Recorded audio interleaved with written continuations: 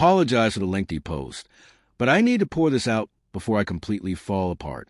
My hands are trembling, and I've rewritten this at least 5 times already. I've been with Nicholas for 5 years, married for 3. We didn't meet through some app or online platform. Instead, we got stuck together in an art gallery storage room when the digital lock system failed. We were trapped for over 2 hours, sharing his protein bar while sitting on the floor, surrounded by covered sculptures. Maintenance took ages to free us, but honestly, it was the most perfect meet-cute. We talked about everything. Caravaggio, our quirky childhood pets, you name it. When we finally got out, he called it the luckiest mishap of his life and asked for my number. Life with Nicholas has been mostly wonderful, to be honest. 2 years ago, we bought a cozy house, built a solid circle of friends, and enjoyed shaping our life together. My birthday was last weekend, and Nicholas always made it special. Last year, he whisked me away for a weekend in Shenandoah. The year before, he threw an incredible dinner with all our friends. But 3 weeks ago, he told me he had an unavoidable work retreat scheduled over my birthday weekend. He said he couldn't get out of it, and I was bummed but tried to be supportive.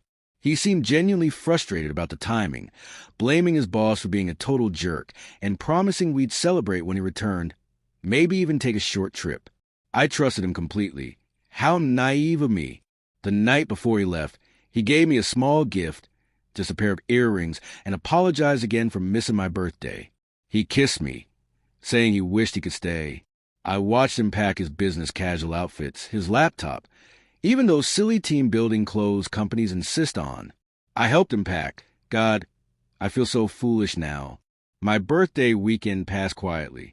I spent it alone, ordering DoorDash, binge-watching a new show, and FaceTiming my parents, who wished me a happy birthday. My mom asked if Nicholas was doing anything special, and I explained his work commitment.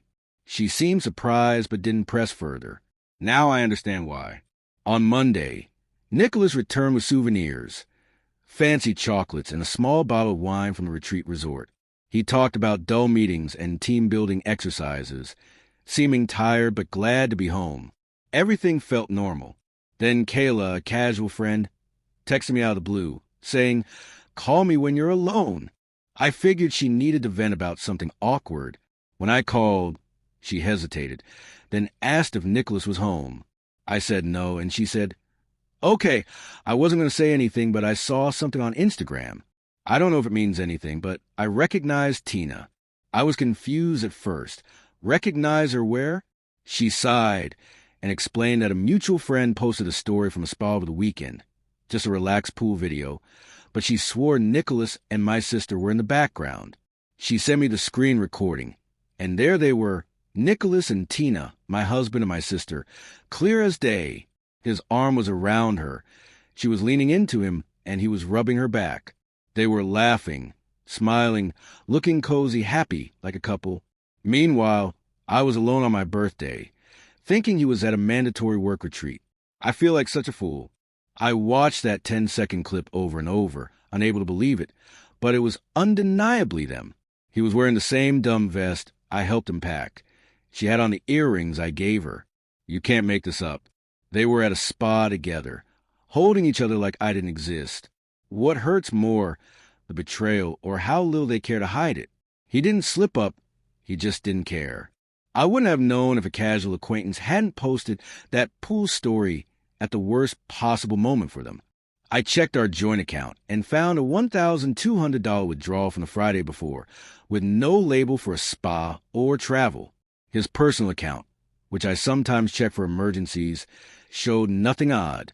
Then I remembered my birthday money, $800 in cash from my grandma, like she sends every year. I tucked it into my wallet to deposit later, but when I checked, it was gone. Suspicious. I called the spa, pretending I needed a receipt for expense reporting. The woman on the phone was so helpful, confirming a reservation under Nicholas's name for their romantic weekend package for 2, costing $1,150, $800 in cash and $350 on a credit card. It hit me. The cash was my birthday money, and the $1,200 withdrawal likely covered the rest. He stole my birthday money to take my sister to a spa resort on my birthday weekend. When he got home, I showed him Kayla's video. His face paled, then flushed. He started with excuses. Tina was struggling. He was just being there for her. I stayed silent, pulled up the spa reservation details on my phone, and asked about my birthday money. His demeanor shifted. His face hardened. He admitted taking the money, admitted everything. He and Tina had been seeing each other for months. Then he laughed as I started crying, saying I never deserved a gift anyway, and that Tina knew how to keep a man happy. I stormed to our bedroom and slammed the door. I heard him on the phone, probably warning Tina I knew. That was 3 days ago. I haven't spoken to him since. He's tried talking, alternating between angry defensiveness and half-hearted apologies. This morning, he left for work like nothing happened, grabbing his jacket roughly when I ignored his goodbye. I haven't called my parents or confronted Tina. I haven't told anyone except Reddit. I feel like I'm living someone else's life. The worst part isn't even the affair. It's him stealing my birthday money for their romantic getaway. Who does that? When I think about it, my hands shake, and I want to smash something. Last night, I was up at 3 a.m. Googling divorce lawyers. I've started screenshotting everything. The bank withdrawals, the resort confirmation, the photos. Honestly, I'm lost on what to do next. Should I confront my sister? Tell my parents? Throw his stuff on the lawn? Sorry for the long post. I just needed someone to hear me. Thanks for reading if you got this far. Any advice, especially from those who've been through this, would mean a lot. First update. Hey, it's me again. I didn't expect so many people to read or care about my first post.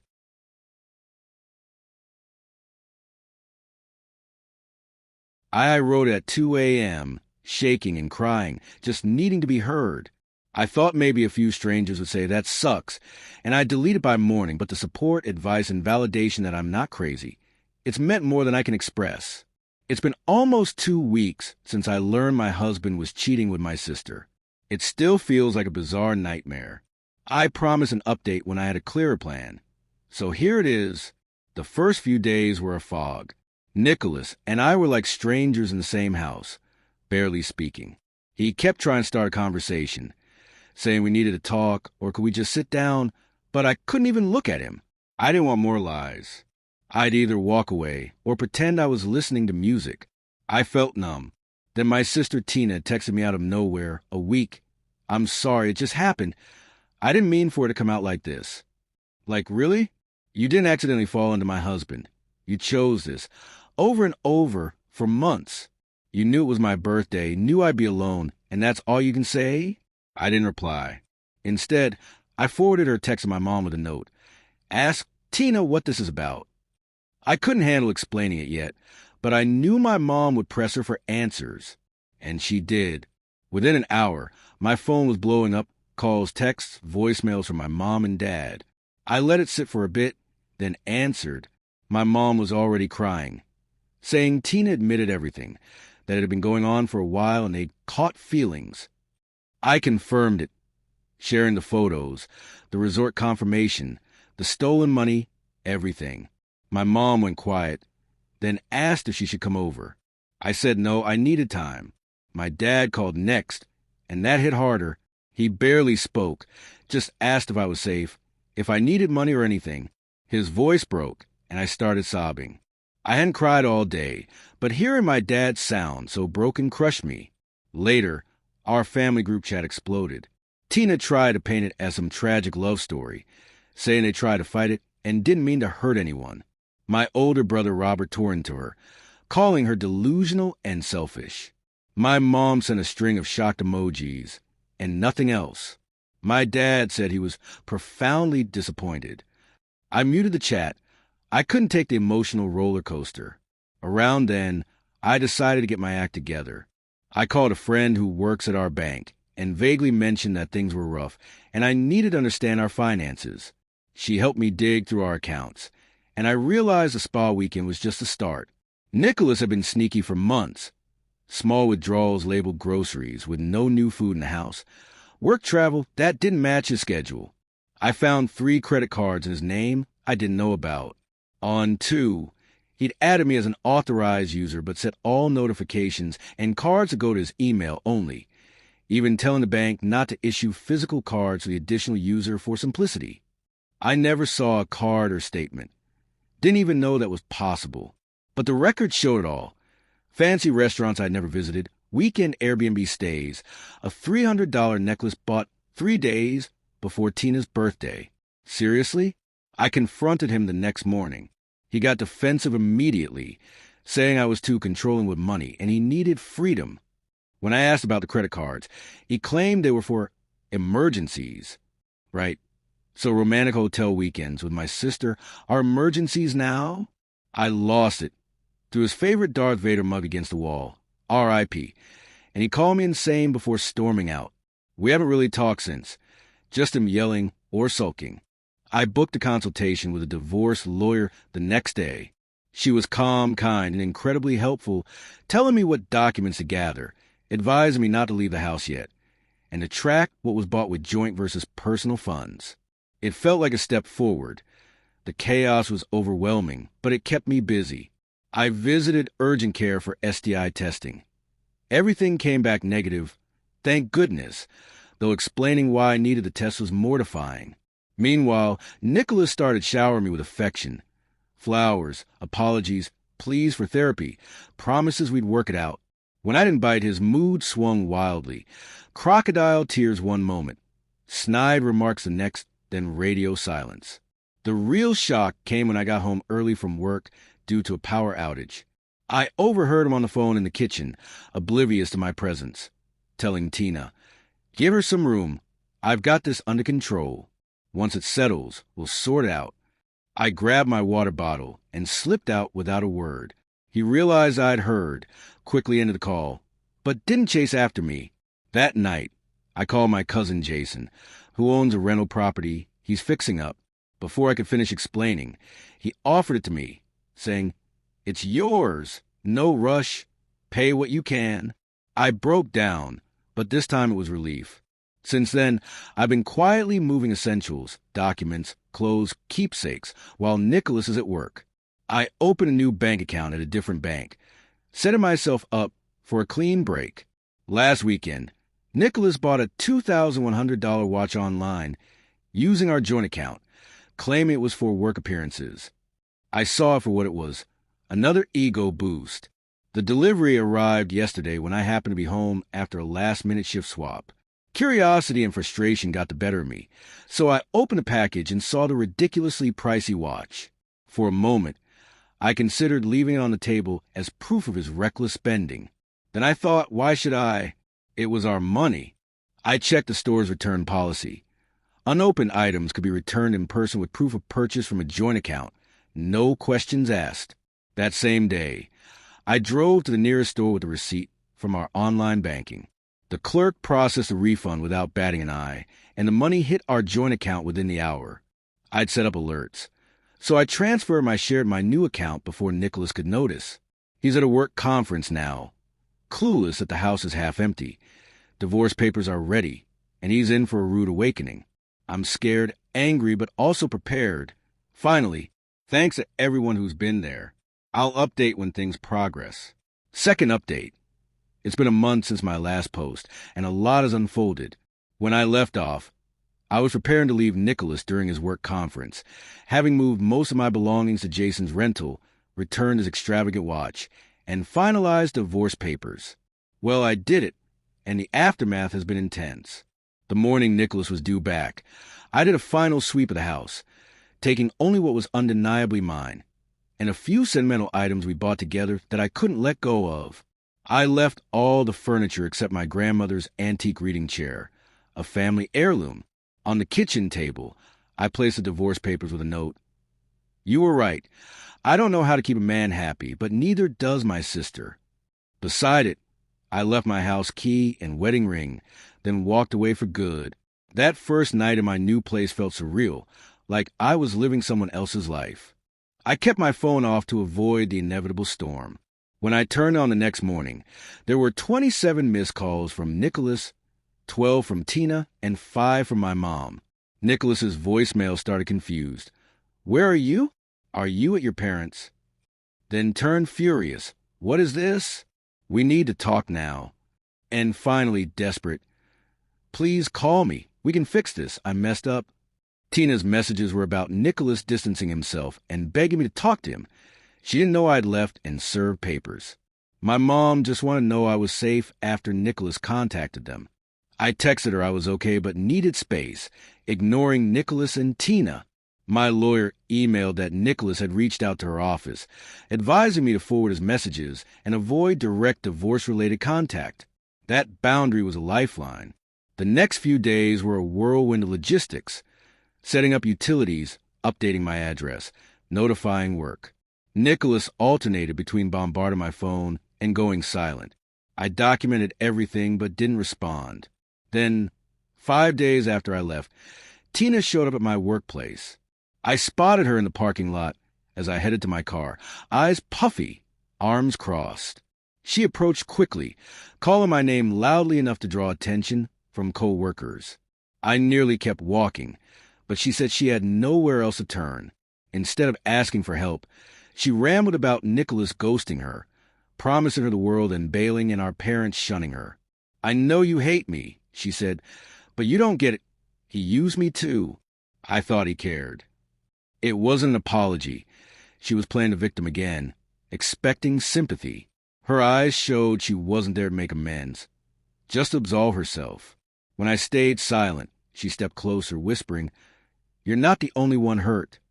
I looked at her, feeling nothing, no anger, no pity, just emptiness. I told her I couldn't help and to call our brother Robert. When she reached for my arm, I pulled away sharply, and she stumbled. I got in my car and left. That night, she texted from a new number. "He's changed. I think he still loves you. We made a mistake." I stared at it for 20 minutes, then sent a screenshot to Nicholas without comment. He called instantly. I didn't answer. An hour later, he texted, "It wasn't like that. She's lying. I never loved her. It was just physical. Please talk." I forwarded that to Tina, no comment.